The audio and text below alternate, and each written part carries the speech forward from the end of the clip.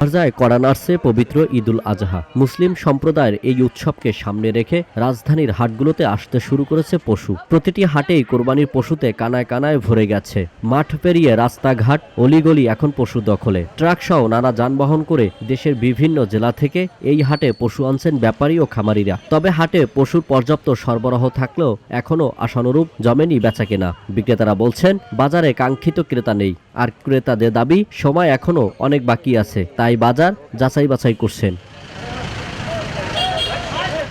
রোববার পশুর হাটে ঘুরে দেখা গেছে রাজধানীর হাটগুলোতে ছোট বড় ও মাঝারি সব ধরনের গরুর প্রচুর আমদানি হয়েছে, কিন্তু সেই তুলনায় ক্রেতা সমাগম কম। দুই একজন ক্রেতা এলেও তারা দরদাম করেই চলে যাচ্ছেন। ফলে দীর্ঘ সময় অপেক্ষা করেও কাঙ্ক্ষিত দামে পশু বিক্রি করতে না পেরে হতাশা খামারি ও ব্যাপারীরা। বিক্রেতারা জানান পশু খাদ্যের দাম বেশি হওয়ায় এবার গরু লালন পালনে খরচ অনেক বেড়েছে। বাজারে পশুর কমতি না থাকলেও ক্রেতা মিলছে না। কুমিল্লা লালমাই থেকে আমাদের ফার্মের নাম হচ্ছে সোয়াদ ক্যারেল ফার্ম। তো আমাদের এই গরুটার ওয়েট হচ্ছে 890 কেজি। ওর নাম হচ্ছে হলো লাল বাদশাহ। ওর নাম মূল্য চাওয়া হচ্ছে 10 লক্ষ টাকা। আর এই হচ্ছে আমাদের আকর্ষণীয় শাহিওয়াল ব্রাহ্মা, এর নাম হচ্ছে ইরান। এর দাম তো হচ্ছে 9 লক্ষ টাকা। তো আজকে আকাশের আবহাওয়ার জন্য ভাবছিলাম এতক্ষণ তো সেল জমে যাবে, তো ইনশাল্লাহ দেখা যাক কী হয়। আসলে প্রত্যাশা তো আমাদের প্রত্যাশা একটাই যে আমরা গো খাদ্যের দাম বেশি, তো সেই অনুযায়ী আমরা সারা বছর মাংস কিনে খাইছি, তাও আমাদের দেখছি দাম বেশি দিয়ে আমরা কিনে খেয়েছি, ঠিক আছে।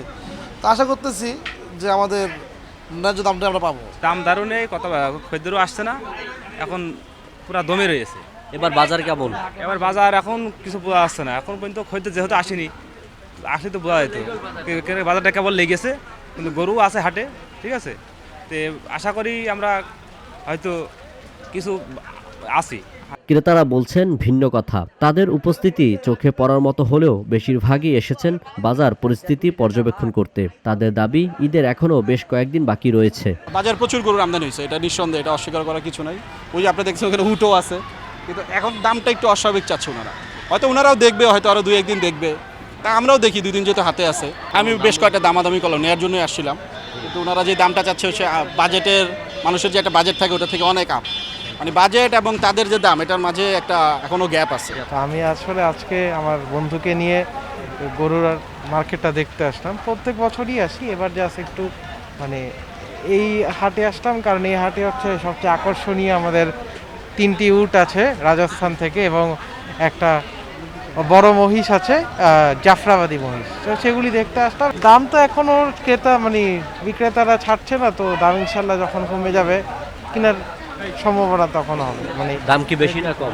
দাম এখন অনেক বেশিই চাচ্ছে, অনেক বেশি। এদিকে বিকালে বৃষ্টি হওয়াতে পশুর হাটে জলাবদ্ধতা নিয়ে চরম ক্ষোভ প্রকাশ করেন ব্যবসায়ীরা। তারা বলছেন আগেভাগে ব্যবস্থা না নেওয়া, ইজারাদারদের গাফেলতির কারণে এসব হাটগুলোর অবস্থা খুবই খারাপ।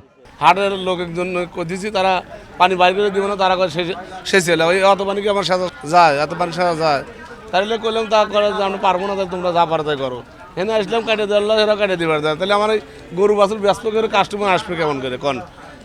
এটার লেগে আমরা তা আপনাদের কাছে জানাই, আমার এটার সাধারণ করে দিকে সমাধান করে দিবে। এটি হলো আমার সমস্যা, আমার পানি দেওয়ার বড় সমস্যা। আমার গরু বিক্রি করে লাখ লাখ টাকার গরু নিয়েছি, আমরা বিক্রি করা লাগবে না আমাদের, আমরা অনেক কষ্টে আছি। তবে বর্তমান পরিস্থিতি নিয়ে এখনই আশাহত হতে রাজি নন হাট কর্তৃপক্ষ ও ইজারাদাররা।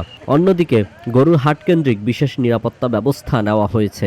জালনোট, মলম পার্টি, গরু টানাটানি সহ সব ধরনের অনিয়ম নিয়ন্ত্রণ করতে আইনশৃঙ্খলা রক্ষাকারী বাহিনী তৎপর রয়েছে। আল আমিন এম তাওহিদ, ভিওডি বাংলা, ঢাকা।